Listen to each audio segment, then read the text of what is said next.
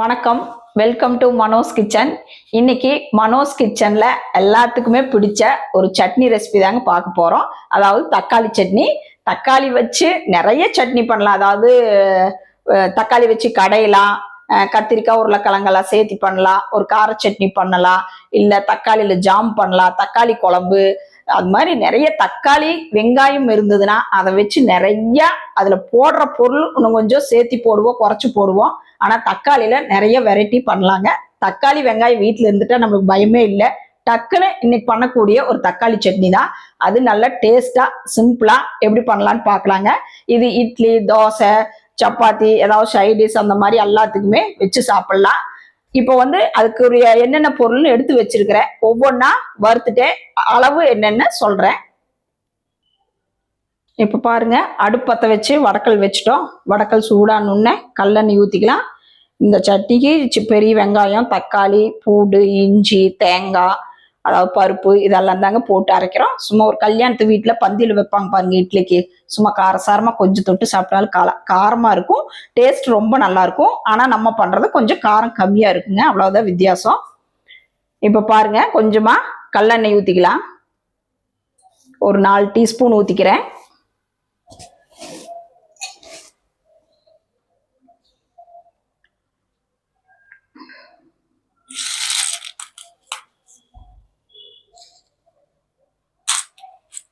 இப்போ பாருங்க, கடலைப்பருப்பு ஒரு 4 டேபிள் ஸ்பூன், உளுந்தப்பருப்பு 4 டேபிள் ஸ்பூன் எடுத்து வச்சிருக்கிறேன். இப்போ இது ரெண்டையுமே ஒட்டுக்கா சேர்த்திடலாம்.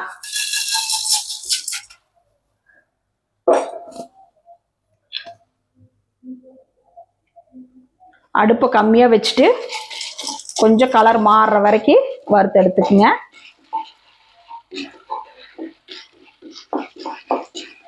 இந்த சட்னி ஒரு 4-5 பேத்துக்காக அந்த அளவுக்கு எடுத்துருக்கிறேன்.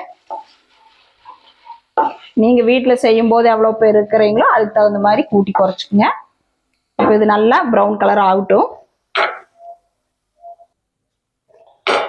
இப்போ பாருங்க, 2 பருப்புமே நல்ல ப்ரௌன் கலர் ஆயிடுச்சு.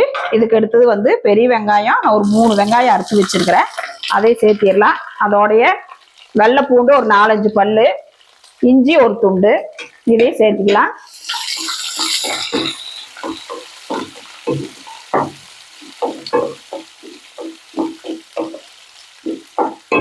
அடுப்பை ஸ்லோவில் வச்சு நல்லா வறுத்து எடுத்து அரைச்சோம்னா நல்ல கலராக இருக்குங்க. நம்ம மிளகாய் வேணா கம்மி பண்ணிக்கலாம் காரத்துக்கு.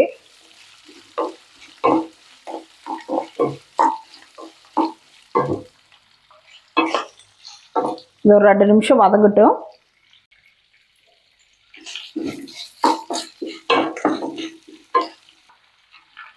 இப்போ பாருங்க, அதே மாதிரி தக்காளி ஒரு 3 பழம் பெருசு பெருசாக எடுத்துருக்கிறேன்.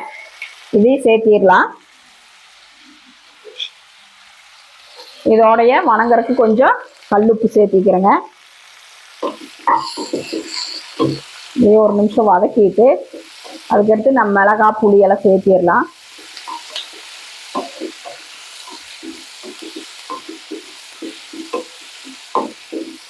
இதோடைய ஒரே ஒரு பச்சை மிளகாங்க, நல்லா காரமாக இருக்கும். இப்போ காஞ்ச மிளகாய் ஒரு 2 பெருசாக சேர்த்திருக்கிறேன். அதே மாதிரி புளி இதையே நல்லா வதக்கிடலாம்.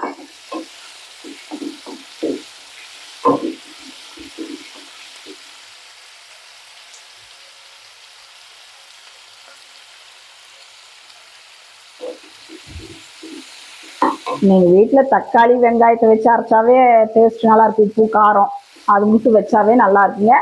இதில் நம்ம பருப்பு சேர்த்துறங்காட்டி அளவு கொஞ்சம் நிறைய கிடைக்கும். வீட்டில் நிறைய பேர் இருக்கிறோம் அப்படின்னா இந்த சட்னி பண்ணிட்டு ஒரு சாம்பார் பண்ணாலும் கூட இட்லி, தோசை அந்த மாதிரிக்கு சரியா இருக்கும். இப்போ இதில் நம்ம பருப்பு எல்லாம் சேர்த்துறங்காட்டி, தேங்காய் சேர்த்துறங்காட்டி அளவு அதிகமாக வருங்க.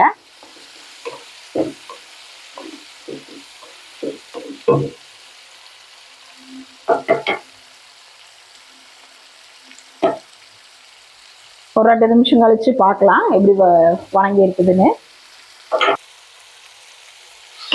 இப்போ பாருங்க, நல்லா வதங்கி கம்மியாயிடுச்சு பாருங்க. அளவு நம்ம முதல்ல போடும்போது நிறையா இருந்தது, இப்போ கம்மியாயிடுச்சு. இதுக்கு அடுத்தது நம்ம தேங்காயும் சேர்த்திக்கலாம். தேங்காய் நான் சின்ன சின்னதாக கட் பண்ணி வச்சிருக்கிறேன். சேர்த்துக்குங்க. துருவிந்தாலும் அதையும் கூட போட்டுக்குங்க, எப்படி வேணாலும் சேர்த்துக்கலாம். இதோட 2 கருவேப்பிலை சேர்த்துக்குங்க.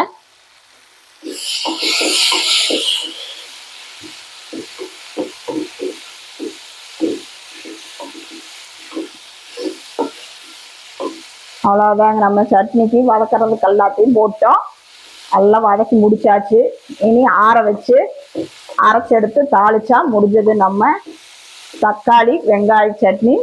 சும்மா ஜம்முன்னு ரெடி தாங்க. நம்ம எத்தனை சாம்பார் இருந்தாலும் ஒரு தக்காளி சட்னியோ இல்லை தேங்காய் சட்னியோ இருந்தால் தான் இட்லி தோசைக்கு சாப்பிட்றதுக்கு நல்லா இருக்கும். இப்போ பாருங்க, நல்லா வணங்கிருச்சு. இனி நம்ம அடுப்பை ஆஃப் பண்ணிட்டு நல்லா ஆற விட்டுறலாம். ஆற விட்டு நல்லா நைஸாக அரைச்சி எடுத்துட்டு வந்துட்டு எப்படி இருக்குன்னு காட்டுறேன். அப்புறம் நம்ம தாளிச்சிடலாம் சட்னியை. இப்போ பாருங்க, சட்னியை ஆற வச்சு கொஞ்சம் அப்ளை உப்பு போட்டிருந்தோம். உப்பு பத்தாது, மறுபடியும் உப்பு போட்டு நல்லா இந்த மாதிரி அரைச்சி எடுத்துட்டு வந்துட்டுங்க. கொஞ்சம் கெட்டியாகவே அரைச்சி எடுத்துட்டு வந்துட்டோம். இனி அடுத்தது சட்னி தாளிச்சுக்கலாம். அதுக்கு வாக்கணம் வச்சுட்டுங்க. சூடாகட்டும்.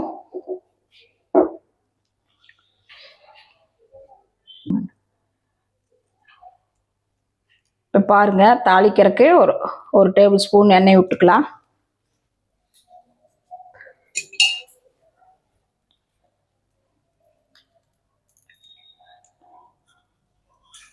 நீங்கள் இன்னும் காரம் வேணுனாலும் கூட ஒரு மிளகாய் சேர்த்திக்கலாம். ஆனால் இது கரெக்டான காரமாக இருக்குது.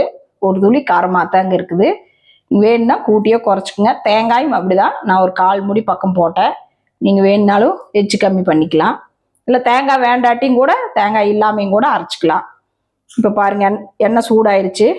இப்போ கடுகு ஒரு டேபிள் ஸ்பூன் போட்டுக்கலாம்.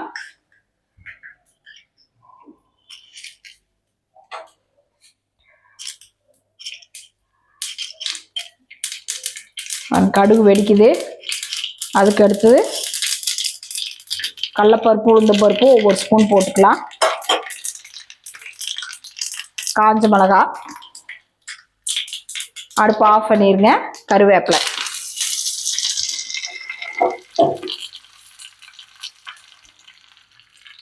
இப்போ இதை எடுத்து சட்னியில் ஊற்றிடலாங்க.